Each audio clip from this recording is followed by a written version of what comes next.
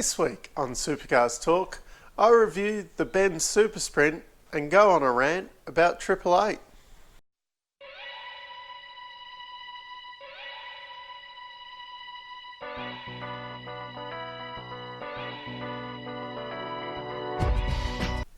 So as we all know, I was overseas during the Bend weekend, so that's why the review's a bit late. Probably, it's a bit late to be doing a review, so I'll go over things pretty quickly. I just watched the qualifying and the racing. I didn't watch kind of all the other stuff around it. When you kind of know the results and that, it makes it bit hard watching the racing, I couldn't be bothered watching all the interviews and things like that. Trying to watch it after work and things like that as well makes it a bit harder. Anyway, let's get down to it. Mostert was on pole on Saturday. Bit of a turn up for the books. We all expect just Scott's going to go out and grab pole. That was, other than then the first lap, Kelly having a bit of an optimistic pass on Courtney. And then we saw a few other guys crash into each other. Saw the spectacular of Hazelwood driving back to the pits with the bonnet over the windscreen. That was a good effort by Todd to make it back. And Simona's race get wrecked once again. I've said about this before. Simona involved in another incident. Not her fault, but once again, she was involved in it. Scott went on to win. It was actually closer than what it looked in the end. Chaz kind of ran out of fuel on the last lap, and Scott ended up winning by 7 seconds. But they were a bit closer. It was only a 2-horse race though. Anton De Pasquale ended up third, and he was 25 seconds back. And then as I kind of alluded to last week, everyone spread out. This is at the Bend, it's not super close racing. Sunday, we actually, Will Davison right up the front, if it wasn't for this airbox fire, he was going to win. Well, they were close, and at the end of the day, Scotty only won by 2 seconds from Will, but the lead was out kind of 5 seconds until, I think Scott kind of backed off on the last lap and enjoyed himself. So this Will Davison was going to win without the airbox fire happening in the pits. I won't so much get into the airbox fire. I don't totally understand all of that kind of stuff, but it has to do with extra fuel kicking around in there and igniting and whatever. Bit too technical for me, but to say that Will could have won it, I think probably a little bit of a stretch. I think Scott had kind of pulled away to a 5-second lead and held that gap. I think if he really needed to, he probably could have gone and, had a bit of a crack in there. It's a bit, maybe he would have thought about the championship and just settled for second, and we could have seen a Will Davison win, which surprisingly he hasn't won since he won Bathurst. And that's getting on for a bit now. And it was good to see him up the front. Chaz was right behind Will. Then once again, we had a big gap back to Nick Percat. Not as big as what we saw on Saturday, but Percat was 14 seconds behind. So once again, it was kind of close up the front, and then a big gap to the guys at the back.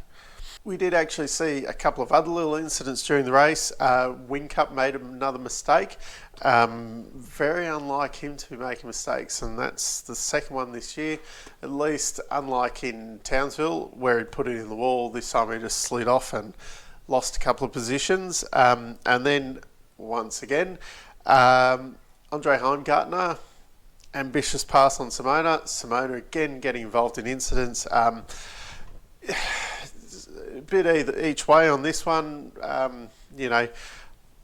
Heimgartner once again going for one of those kind of half-ass passes. If you're going to do it, get in there, have a big crack at it kind of thing, get on with it, or don't do it, sit back and wait for a better opportunity. Once again, Simona, maybe look, it's your teammate that's trying to come through, don't shut the door a bit, into another incident that you don't need to be into. Both of them, these are things that probably shouldn't be happening all the time. And once again, I've pointed out numerous times this year, and once again, these are two involved in the same things again. Speaking of incidents over the weekend, someone not getting themselves involved in incidents was Dave Reynolds. Just where was he? And to that matter, where was Fabian Coulthard? I mean, these are two guys who, they're supposed to be in the championship hunt. Fabs has now dropped to third, and Dave's in sixth now. He's, kind of 800 points out of it.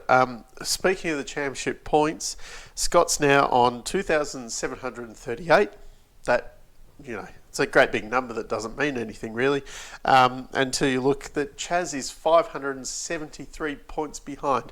Now, it's big. Chaz is second in the championship now, but that's 300 points for a round, or 300 points for Bathurst, say, or Sandown. Scott is nearly 2 rounds ahead.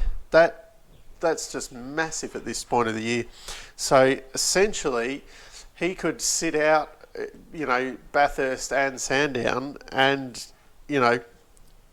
possibly not even lose a championship lead. As I said, Fabs is down in third now. He's 586 behind, so only 13 behind Chaz. Shane van Gisbergen is fourth on 616 behind, and Jamie Whincup is in fifth, 757. Really, it's going to take, as I said, Scott to sit out a couple of rounds for anyone to have a look in, but it is kind of close for that second. Bit interesting. The only other note that I've really got down for the weekend was Thomas Randall. Did a great job in the wild card. Probably the best wild card we've seen since the Xbox car came to Bathurst.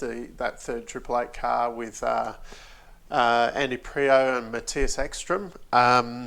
Funnily enough, that was engineered by Ludo Lacroix that weekend, the guy who's doing all of Scott's engineering for him this year. Thomas Randall did a great job. A lot of people are saying, it's all to do with the Mustang. Well, is it though? I mean, if it was all Mustang, he would have been in the top 10 with the other Mustangs, wouldn't he? I think it's just you're seeing, that Tickford are doing a good job this year. Thomas is, although he's not leading the Super 2 Championship or anything, it's taken him a little bit to get into it. Now he's right up at that top level of that championship. He's coming in with a good team. He's well prepared. He gets himself into a good car, and off he goes and does a good job. Wasn't spectacular, but I think he finished 17th in both races, which actually isn't bad. A lot of regulars behind him, but then you also, the equipment that he had at his disposal should be beating those regulars. So, bit of that. But he didn't look out of depth or anything. Did a really good job. And as far as I know, he was the fastest in the co-driver session on the Friday morning. So that's great.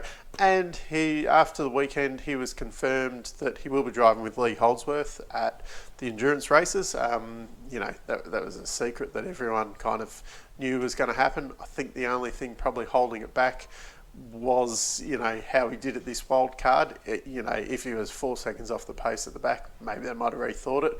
But I think it was pretty much signed, sealed and delivered probably quite a while ago. Now, the other thing I want to cover off this week is Roland Dane having a cry. So I'm going to be a little bit harsh about this one, I think. I've probably held back a bit this year because, the poor guys, they've won everything every year for eternity, basically. I heard an interview with him during the week, and he was complaining about the big advantage that the Mustang has and all of this kind of stuff. And I can't remember the exact question, but the interviewer basically, thankfully, finally someone asked this question. So when you were doing all the winning last year, like at Sandown when you lapped the whole field kind of thing, what about the advantage that the ZB had? And his argument was that there was only 2 teams running the Falcon, And so it's hard to get an idea of where the Falcon was actually at. Sorry, there's only 2 teams running the Mustang this year, so you can't use that argument for one side and then complain that, oh, the Mustang's got such an advantage. The big thing is okay, the Mustang probably does have an advantage, but is a lot of that advantage the car, or just that the team's doing a great job? If we look overall at the year, I mean, Scotty's on a different level. He won last year in the Falcon. Basically everyone's admitting that the Falcon had a disadvantage last year to the ZB Commodore. Possibly did it even have a disadvantage to the Altima? I mean, we'll probably never know. The clear thing this year is, though, that certain Tickford cars, and Scotty's he's on a different level. We look at where Fabian is at the moment. He's kind of nowhere. And, Chaz is right up there. But it's not like it's just, Scott, Chaz, Fabian, Waters, Holdsworth, Will Davison kind of thing. Like, Will Davison's been gradually getting up there. But also, you have to remember back, like, when Will Davison was with HRT and Tickford, whatever it was back then, FPR or something, he was right up. He was a definite front runner. It's, Will, if he'd hung around in certain places, certain times, he probably would have won a championship. So it's not, you can't say it's all just the Mustang that's putting him there. So basically what I'm getting at is, we've got Roland Dane, who's won everything for so many years. All of a sudden, they're not winning it. Oh, it must be because, they're cheating, or, they've got some unfair advantage. Well, you've been doing this for many, many years. Your guys are 4th and 5th in the championship. It's not that bad. And realistically, if we take Scott out of the equation, you're not that far off the pace of the other two. On Sunday, you finished 5th and 6th. It's not that bad. Yep, you weren't the top Commodore on either day. You did get beaten by, an Erebus on the Saturday. And actually, they got beaten by Frosty on Saturday. I forgot about that. That wasn't a bad job by Frosty. But once again, that's basically a Triple 8 car. Okay, you got beaten by Percat in a BJR car, but really you were 5th and 6th, and that was only after Jamie made a mistake. Like, he was in front of Percat, and Shane had come, I think he qualified 15th or 16th, and he came back through to 6th. If you look at it in a general sense, it's not that bad. And the only true way that we could see if everything was equal would be if, you guys started running a Mustang, or, you put Penske, Scott McLaughlin into a ZB. But I think you find that Scott McLaughlin's just on a different level, and I reckon, probably if him and Ludo went to Kelly Racing at the moment and got in an Altima, I reckon in 6 months' time, they'd probably go out and win Adelaide next year. Just also if they had the Penske budget too. So, that was another thing that Triple 8 have been whinging about. That, we only broke even last year. Well, really, if you're a proper race team, breaking even's great. Like, you don't want to be making a loss, but yeah, breaking even, that's fine kind of thing. And some of the figures that I've heard, kind of roaming around, like, yes, DJR Team Penske, they're probably spending somewhere around $10 to $12 million. I've heard figures, like someone was trying to tell me that they were spending $18 million a year on this for the 2 cars. Like, think about it, people. Penske wouldn't be spending $10 million a year on one of their IndyCar entries. So there's no way that they're going to turn around and spend $9 million on a supercar entry for the year. Like, just, Penske's not stupid. Like, that's just ridiculous. And, okay, Penske did fund it a bit at the start, but, they've got big sponsors now in like Shell and Repco, things like that. it's not just Penske coming in and spending bulk money. It's basically what, Triple Eight have been doing for years and what they're still doing. They've still got two of the biggest sponsors in the whole field in Red Bull and Holden. For them to be complaining about someone spending more money, well, you're just complaining about what you've been doing to everyone since you started doing that, since you started beating HRT in the spending race kind of thing. Now you are HRT. So I think I've prattled on enough for this week. So that's my Bend review and my rant about Triple Eight. I'll see you next time. Put away your inhibitions. Let the beast in you just get loose. We all young, wild, and